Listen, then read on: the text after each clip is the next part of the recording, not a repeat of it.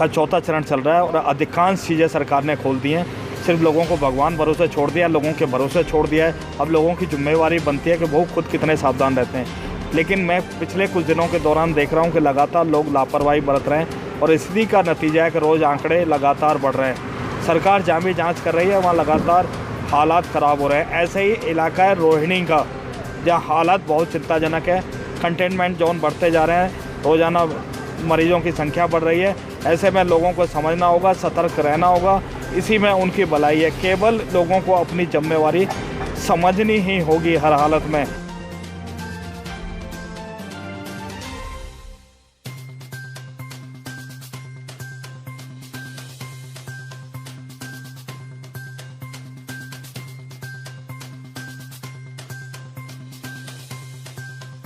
Rohini sector का इलाका, यहाँ ऑड इवन पर खुलने की बात हुई है, दुकानें खोलने की, लेकिन यहाँ मोबाइल शॉप यहाँ देख लेंगे, जो भी दुकानें सब खुली हुई हैं। शायद ही कोई दुकान यहाँ बंद हो। ऑड इवन का यहाँ कोई पालन होता दिखता नहीं है। मिठाई की दुकान ज़रूर बंद है यहाँ।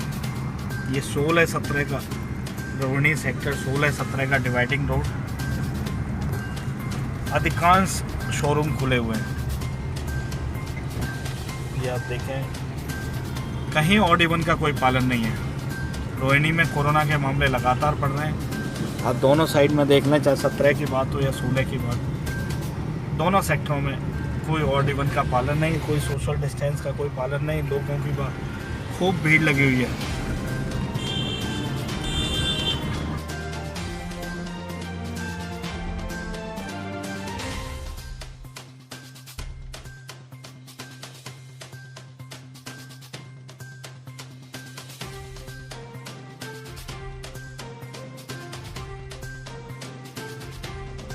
नाहरपुर सहित रोहिणी के विभिन्न सेक्टरों में जब कोरोना के मामले बढ़े तो विभिन्न इलाकों में लगी मंडियों को हटाने की मांग भी तेज होने लगी है। ऐसी एक मंडी लगी है रोहिणी सेक्टर 8 के पेट्रोल पंप के समीप, जिसे कुछ दिन के लिए हटाने की बात लगातार की जा रही है। ये देखना है, अब मंडी वाले सब्जियां तो बेच रहे हैं, लेकिन उन्हें हटाने की कोई बात लगातार यहाँ के लोग मांग कर रहे हैं, लेकिन शायद अभी हटी नहीं है। लोगों का कहना है कि सोशल डिस्टेंसिंग इस मंडी में नहीं हो रही है। इसी के समीप नाहरपुर गांव लगता है, सेक्टर 8 भी है, 7 भी, और काफ़ी लोग यहाँ खरीदारी करने के लिए आते हैं, लेकिन सोशल डिस्टेंसिंग नहीं है। ये संडे का दिन, संडे को भी यहाँ सुबह से दोपहर तक काफ़ी रश रहता है। अब देख लें, लगातार रश रहता है। ये लोग मांग कर रहे हैं, यहाँ के लोग मांग कर रहे हैं कि इस मंडी को कम से कम, जब तक महामारी का दौर है, जब तक इसे हटा दिया जाए, इस मंडी को पूरी तरह से बंद कर दिया जाए, अन्यथा ये लोगों के लिए खतरनाक हो सकती है। किसी भी प्रकार का सोशल डिस्टेंसिंग का कोई भी मतलब नहीं है और पूरे इस सब्जी मंडी के अंदर लोग दूर दूर से सब्जी लेने आते हैं। इनको कई बार कह दिया, जबकि पुलिस वाले अपनी पूरी सेवा करते हैं, इनको भगाते भी हैं। वो आने के बाद कंट्रोल होता है, चले भी जाते हैं, थोड़ी देर बाद वो भी बेचारे कहाँ तक यहाँ पर आकर खड़े रहेंगे, लेकिन इनका कोई वो नहीं है। मेरी तो इनसे भी और सरकार से भी यही निवेदन है कि जब तक ये महामारी का प्रकोप चल रहा है, इनको रोका जाए और इन पर कंट्रोल किया जाए, नहीं तो पूरा इलाका सेक्टर 8-7 का कंटेनमेंट जोन बन जाएगा। और यहाँ ICICI बैंक में भी केस आए हैं, सीलिंग हुई है, और मैं ये चाहता हूँ कि इन पर थोड़ा कंट्रोल किया जाए, जिससे कि हमारा यहाँ पुलिस तो बराबर सेवा कर रही है, सुबह शाम दोनों टाइम इनको कंट्रोल में कर रही है उनकी तरफ से। लेकिन एरिया MLA, एरिया सांसद, एरिया पार्षद, क्या एरिया पार्षद, एरिया MLA अपने काम में लगे हुए हैं जी, है जी।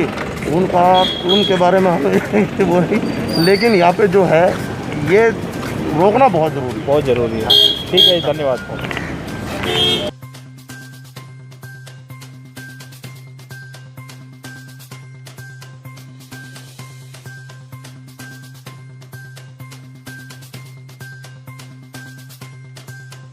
रोहिणी सेक्टर 14 यानी प्रशांत विहार में भी स्थिति चिंताजनक है।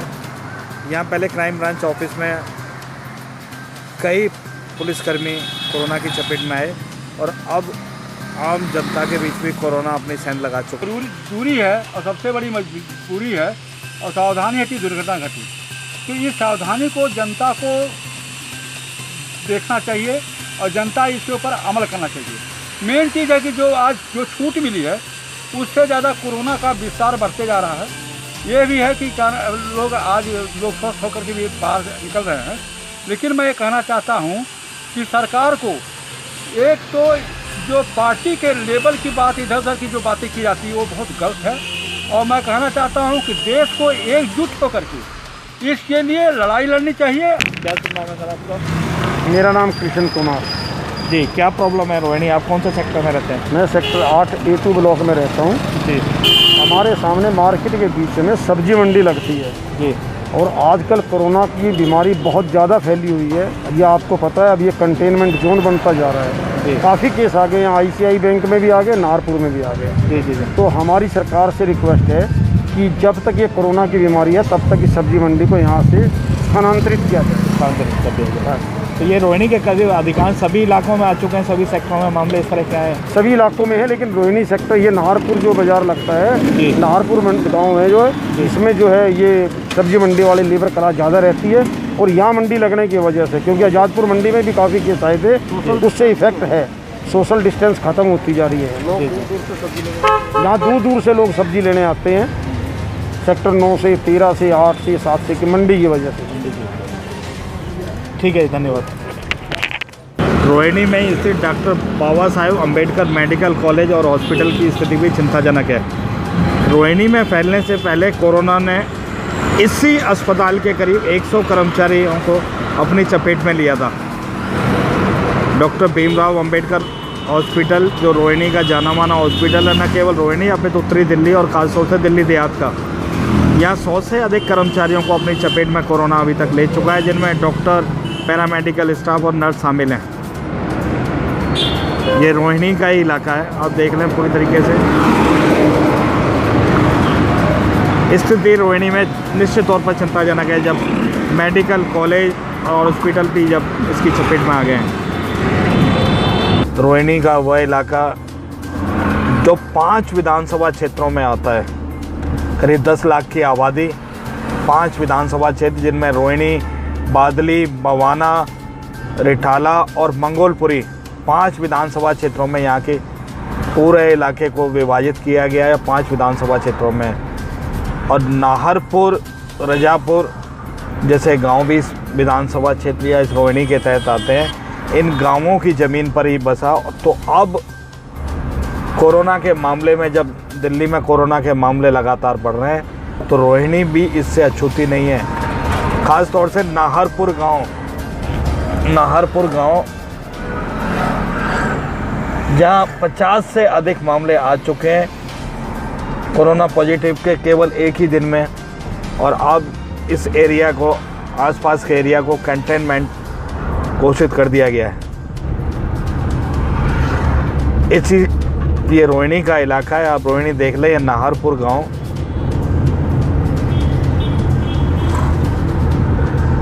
लेकिन लोगों की चहलकदमी है, लोगों का निकलना मजबूरी है। संडे का दिन, सोशल डिस्टेंसिंग या मास्क की बात यहाँ भी नज़र नहीं आती। लोग ख़रीदारी कर रहे हैं, मास्क लगे हुए लोगों पे ये देख लें, चेहरों पे लगे हैं कहीं। ये नाहरपुर गांव की गलियाँ, ये नाहरपुर गांव, आप देखें कि जिस तरह से यह मामले बढ़े हैं, स्थिति बहुत ही चिंताजनक है, सोचनीय है। लेकिन लोगों का आवागमन है, छूट मिली हुई है, ठीक है, आना जाना ज़रूरी है, अर्थव्यवस्था को पटरी लाना ज़रूरी है, लेकिन यह भी ज़रूरी है कि सामाजिक दूरी बहुत ज़रूरी है। ये देख लें आप, यहाँ क्या सोशल डिस्टेंसिंग, किस तरह से धज्जियाँ उड़ रही हैं। ये नाहरपुर गांव, अधिकांश लोगों के चेहरों पर मास्क तक नहीं है। ये नाहरपुर इलाका है जहाँ 50 से अधिक मामले यहाँ आ चुके हैं।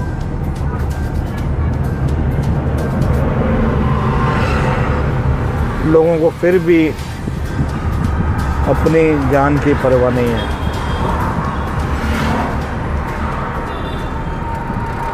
नाहरपुर का ये इलाका,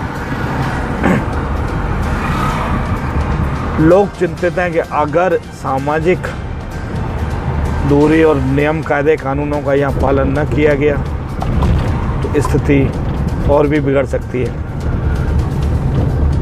हालांकि कुछ जगह बैरिकेडिंग की है पुलिस ने,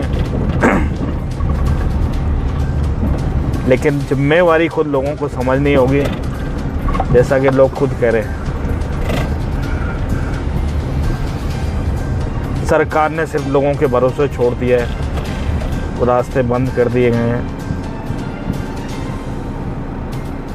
हालात चिंताजनक, लेकिन सामाजिक दूरी, सोशल डिस्टेंसिंग के नाम पर कुछ नहीं है। ये देख लें आप जमावड़ा, ये नाहरपुर गांव के हालात है, जहां गांव वालों से ज़्यादा तादाद किराएदारों की है। नाहरपुर गांव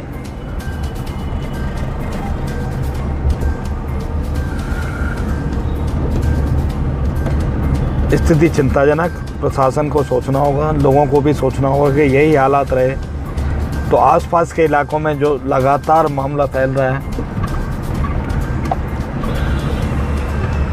वो स्थिति बहुत ही चिंताजनक हो जाएगी। चौथे चरण में हालांकि सरकार ने पार्कों को खोलने के लिए इजाज़त दी, लेकिन रोहिणी का स्वर्ण जयंती पार्क जो जापानी पार्क है, जो अक्सर गुलजार रहा करता था, अभी भी यहाँ वीरान नज़र आता है। गेट पूरी तरह से बंद है। गेटों को खोलने की मांग हालांकि कुछ सुबह शाम खोलने वाले, लेकिन अभी प्रशासन या डीडीए इसकी इजाज़त नहीं दे रहा है। फ़िलहाल न केवल पार्क यहाँ के वीरान पड़े हैं, अब यहाँ के सिटी सेंटर जैसे मॉल हों या अन्य कुछ मॉल, तो वो भी पूरी तरह से यहाँ बंद पड़े हैं। रोहिणी से प्रखर संवाद के लिए नवीन गौतम की विशेष रिपोर्ट।